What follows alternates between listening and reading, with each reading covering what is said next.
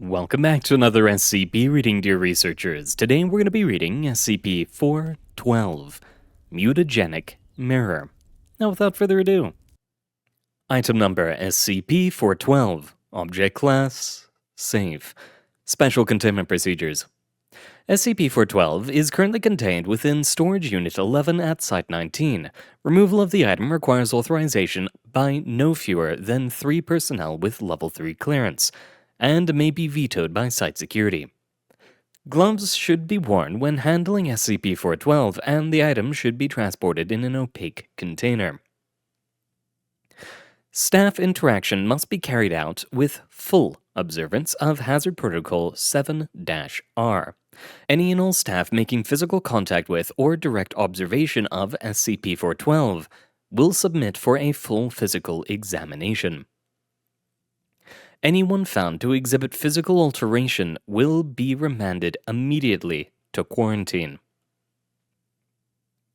Description: SCP-412 is an antique silver hand mirror measuring 18 centimeters by 7 centimeters. The mirror has a 4 centimeter crack in the top left-hand corner and has an etched motif of roses and vines. Around percent of subjects within direct line of sight of SCP-412 report a compulsion to pick up the item and view their reflection in it. There does not appear to be a discernible pattern to the selections. Testing for possible genetic, mental, or other selection markers is ongoing. Simultaneous observation and contact with SCP-412 causes the item to connect with the subject, regardless of whether they have been coerced into doing so by SCP-412. Tests using restrained subjects have shown that both actions, touching and viewing the reflection, are necessary for a connection to be made. No means of severing this connection have been found, short of complete isolation for a period of no less than 2 years. Connected subjects are compelled to repeatedly view their reflection in SCP-412, initially only once or twice a day. Viewing frequency increases over a period of several weeks. By around day 55, the amount of time subjects spend viewing their reflection typically begins to exceed all other activities, including sleep. Each viewing causes biological alterations to the subject, beginning with minor physiological changes, such as enlarged lymph nodes, facial rash, or skin discoloration. Although the exact pattern differs between subjects, by day 90 almost all subjects showed downward extensions of the ribcage, fixed open jaw by way of large cysts towards the rear of the mouth, and severely compromised reproductive and immune systems. Subjects also show a continual loss of memory recall ability and emotional response. fMRI scans have shown a marked decrease in activity in subjects' amygdala and parietal lobes. Interviews have shown that subjects appear to have an obsession with an other, for whom they are being made ready.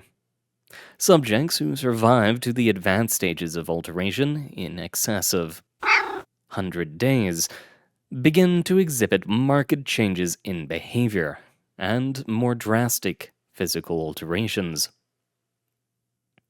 These include the reorganization of internal organs, leading to the creation of a small empty area inside the chest, increased mucus production and changes in hormone production, and autopsies on advanced stage subjects have shown that the cavity could theoretically support a separate life form.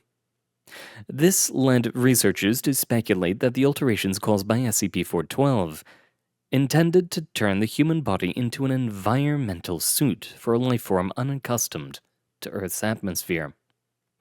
Authorized personnel should refer to Addendum 412-2 for further details. Addendum 412-1 Circumstances of Retrieval. SCP-412 came to the attention of the Foundation following 5 unexplained deaths, matching the pattern described above. 3 of the deceased owned a hand mirror of similar age. The design varied considerably. Only one mirror had reasonably intact glass. Once it had been established that the mirror was responsible for the mutations, it was taken into Foundation custody. The remains of the other two mirrors showed no unusual properties and were disposed of.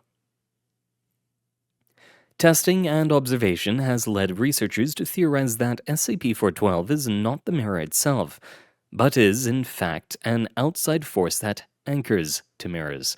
This theory is unproven, but any mirrors suspected of exhibiting similar behavior must be acquired and contained. Addendum 412-2 Event 412-A On a redacted date in the 2000s, subject D56653, 201 days after initial connection to SCP-412, ceased viewing his reflection and sat calmly in the corner of the quarantine room. 3 hours later, the subject began convulsing and clutching his chest.